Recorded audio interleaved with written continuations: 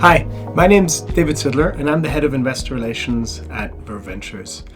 On the topic of collaborative ecosystems and how they can change the course, I prepared a little something. I thought about the topic and what I'd like to contribute, and I decided to focus on one word, namely collaboration, because I think that is the element that really has the biggest impact that we can possibly have. And oftentimes, when we talk about collaboration, a thing that often comes up is that the sum of two parts somehow feels like more than those two parts if you put them together. It's as if 1 and 1 doesn't equal 2, but suddenly 3.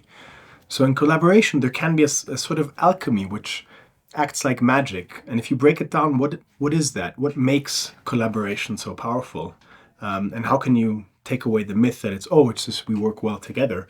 In my free time, I make music. I play in a band, and the example I actually have comes from there. I oftentimes hear from people that when we play, it's like we sound like more than the sum of the parts, and this is something very concrete I can then sort of dive into. And in my opinion, especially like when it comes to music, but I think it relates to other things as well. There's two elements that come into this. One, if you make music with somebody or if you work with somebody and you get to know them, there's a level of understanding which almost becomes subconscious to a certain degree.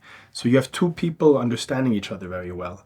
And on top of that, when you make music together, you also react to each other. And I think it's those two elements. One is the fact that there's almost a subconscious understanding of each other and you're attuned to the other person.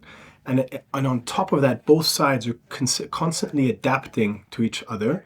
And I think that's where the magic comes from in collaboration.